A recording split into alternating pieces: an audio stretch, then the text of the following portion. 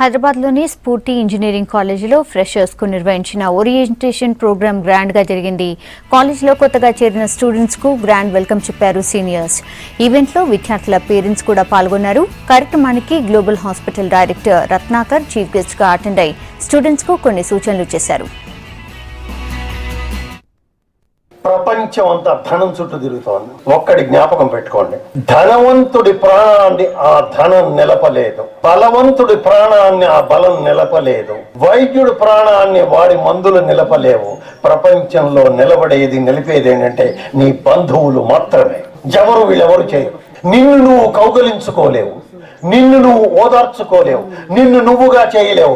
నీకు ఒక మనిషి కావాలి. ఆ మనిషి పేరే స్నేహితుడు, ఆ మనిషి పేరే బంధువు. ఈనాడు ఎవరు పనికిరా, మనమే బతకాలి.